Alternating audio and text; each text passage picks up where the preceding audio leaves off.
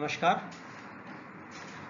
आज हम ME 203 engineering materials and processes में अदर वेल्डिंग प्रोसेस वाले चैप्टर में वेल्डिंग डिफेक्ट्स के बारे में पढ़ेंगे।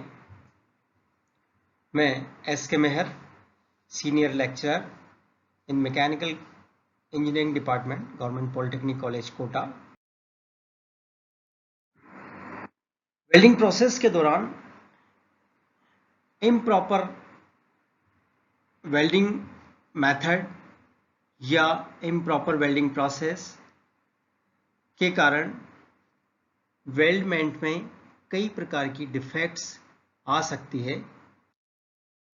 इन डिफेक्ट्स को हमें अवॉइड करना है, क्योंकि यदि किसी भी वेल्डिंग जॉइंट में कोई डिफेक्ट है और उस जॉइंट को हमने कहीं पर यूज़ किया है तो उस वेल्डिंग जॉइंट की एफिशिएंसी डिफेक्ट के कारण कम हो जाएगी और वो जॉइंट फेल हो सकता है। अतः वेल्डिंग डिफेक्ट को हमें किसी भी स्ट्रक्चरल मेंबर को यूज़ करने से पहले इन डिफेक्ट्स के बारे में टेस्टिंग कर लेना चाहिए। वेल्डिंग डिफेक्ट्स दो प्रकार की होती है, एक्सटर्नल वेल्डिंग डिफेक्ट और internal welding defect. External welding defect weldment के बाहर की तरफ, बाहरी सरफेस पर होती है, और इंटरनल वेल्डिंग डिफेक्ट्स वेल्डमेंट के इंटरनल भाग में होती है। एक्सटर्नल वेल्डिंग डिफेक्ट में पहली डिफेक्ट है weld crack. Weld crack most unwanted defect है और ये सरफेस के बाहरी सरफेस पर या सरफेस के अंदर की तरफ या वेल्डिंग के आसपास हीट जोन में वेल्डिंग क्रैक्स हो सकते हैं। वेल्डिंग क्रैक का कारण बेस मेटल की पुअर डक्टिलिटी के कारण भी वेल्डिंग क्रैक्स आ सकते हैं, या मेटल में रेजिडुअल स्ट्रेसेस प्रेजेंट हैं, इसके कारण भी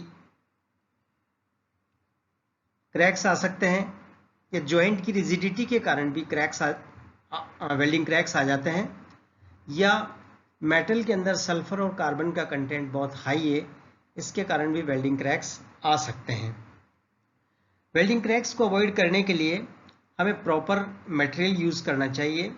वेल्ड की प्री हीटिंग की जा सकती है और वेल्डेड जॉइंट के बीच में गैप को करना चाहिए। इससे वेल्डिंग क्रैक की प्रॉब्लम को हम ओवरकम कर सकते हैं। दूसरी प्रॉब्लम है स्पैटर। वेल्डिंग प्रोसेस के दौरान मोल्टन मेटल की ड्रॉपलेट्स हैं, वो वेल्डमेंट के आसपास सरफेस पर उछल करके स्टक हो जाती है। इसको स्पैटर डिफेक्ट कहते हैं। स्पैटर डिफेक्ट का कारण है high welding current, longer arc length, या इनकरेक्ट पोलैरिटी, या improper gas shielding. Spatter defect को अवॉइड करने के लिए हमें आर्क लेंथ और वेल्डिंग करंट को रिड्यूस करना चाहिए। सही पोलैरिटी यूज करना चाहिए और गैस सील्डिंग पर होनी चाहिए। तीसरी जो डिफेक्ट है दैट इज पोरोसिटी। पोरोसिटी की डिफेक्ट में वेल्डमेंट के अंदर गैस के स्मॉल बबल्स एंट्रैप्ड हो जाते हैं और वो वेल्डमेंट को वीक कर देते हैं या वेल्डिंग एफिशिएंसी को कम कर देते हैं। पोरोसिटी डिफेक्ट के जो कारण है वो है या तो इलेक्ट्रोड प्रॉपर्ली कोटेड नहीं है, या आर्क की लंबाई बहुत ज़्यादा है, या हाई करंट यूज़ कर रहे हैं, या वेल्डिंग सरफेस पर रस्ट या ऑयल लगा हुआ है। इसके कारण से पोरोसिटी की प्रॉब्लम आती है। पोरोसिटी की प्रॉब्लम को अवॉइड करने के लिए, या पोरोसिटी की प्रॉब्लम वेल्डिंग के दौरान नहीं आए, इसके लिए हमें इलेक्ट्रोड का प्रॉपर सिलेक्शन करना है, प्रॉपर आर्क लेंथ को यूज़ करना है, प्रॉपर करंट यूज़ करना है, और वेल्डिंग से पहले सरफेस को साफ कर लेना है। उसके ऊपर रस्ट या ऑयल लगा हुआ है तो उसको साफ करना है।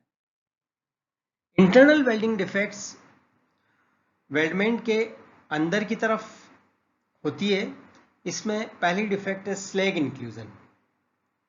स्लैग इंक्लूजन की प्रॉब्लम में वेल्डमेंट के भीतर स्लैग एंट्रैप हो जाता है।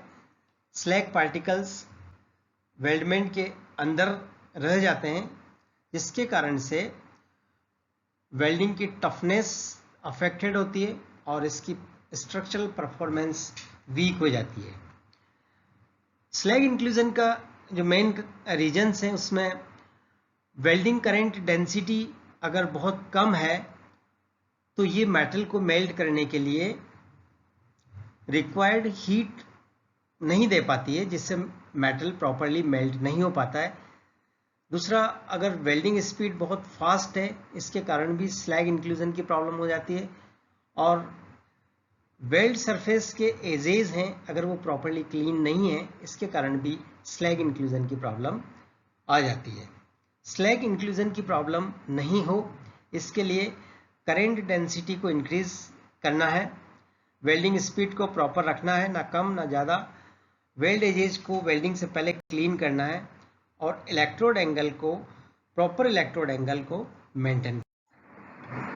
दूसरी इंटरनल डिफेक्ट है इनकम्प्लीट फ्यूजन। इनकम्प्लीट फ्यूजन की प्रॉब्लम जब आती है जबकि गलत वेल्डिंग प्रोसेस के कारण मोल्टन मेटल प्री सॉलिडिफाइज हो जाती है, जिसके कारण से वेल्डिंग का गैप है वो प्रॉपरली फिल नहीं हो पाता है, प्रॉपरली भर नहीं पाता है। इसको इनकम्प्लीट फ्यूजन की प्रॉब्लम कहते हैं। इसका जो रीज़न है वो है low heat input, weld pool बहुत बड़ा है और आर्क से आगे की तरफ है, या एंगल जॉइंट बहुत कम है, या इलेक्ट्रोड और टॉर्च का एंगल प्रॉपर नहीं है, जिसके कारण से इनकम्प्लीट फ्यूजन की प्रॉब्लम्स पैदा होती है। इनकम्प्लीट फ्यूजन की प्रॉब्लम को रिमूव करने के लिए हमें वेल्डिंग करंट को बढ़ाना है और ट्रेवल स्पीड को कम करना है, डिपोजिशन रेट को रिड्यूस करना है, जॉइंट एंगल को बढ़ाना है और इलेक्ट्रोड और टॉर्च एंगल को प्रॉपरली एड। तीसरी प्रकार की जो प्रॉब्लम है वो इनकम्प्लीट पेनिट्रेशन। इनकम्प्लीट पेनिट्रेशन की प्रॉब्लम सिर्फ बट जॉइंट्स में पैदा होती है, जहाँ पर कि मेटल ग्रूव प्रॉपरली फिल नहीं हो पाता है। इसका कारण है वेल्ड मेटल का कम मात्रा में डिपॉजिट होना, या इम्प्रॉपर साइज का इलेक्ट्रोड यूज़ करना, या इम्प्रॉपर वेल्डिंग टेक्निक यूज़ करने के कारण इनकम्प्लीट पेनिट्रेशन की प्रॉब्लम होती है। इसकी रेमेडीज़ है, वेल्ड मेटल का डिपोजिशन ज़्यादा होना चाहिए, प्रॉपर साइज का इलेक्ट्रोड यूज़ करना चाहिए और प्रॉपर वेल्डिंग टेक्निक यूज़ करना चाहिए। ये वेल्डिंग डिफेक्ट्स के डायग्राम आप देख रहे हैं। वेल्डिंग क्रैक जो इसमें नज़र आ रहा है, वेल्डमेंट के अंदर क्रैक नज़र आ रहा है। आइडियल वेल्ड कैसा होना चाहिए, ये इस फिगर में, इस डायग्राम में दिख रहा है। पोरोसिटी की प्रॉब्लम, जैसा कि आप देख रहे हैं कि वेल्डमेंट के अंदर एयर बबल्स ट्रैप हो गए हैं, ये इसके अंदर दिख रहे हैं। स्पैटर की प्रॉब्लम में आप देख रहे हैं कि वेल्ड के आसपास मोल्टन मेटल की ड्रॉपलेट्स जमा हो गई है, स्पैटर की प्रॉब्लम है। स्लैग इंक्लूजन के अंदर आप देख रहे हैं कि वेल्डमेंट के अंदर स्लैग के पार्टिकल्स रह गए हैं, ये स्लैग इंक्लूजन की प्रॉब्लम है। इनकम्प्लीट फ्यूजन की प्रॉब्लम आप देख रहे हैं कि इसके अंदर मेटल जो है, दोनों प्लेट के बीच का जॉइंट मेटल से प्रॉपरली फिल नहीं हुआ है। इनकम्प्लीट पेनिट्रेशन में आप देख रहे हैं कि मेटल का पेनिट्रेशन कंप्लीट नहीं हुआ है। तो ये थी वेल्डिंग डिफेक्ट्स, जिसके बारे में आज हमने स्टडी की। Thank you.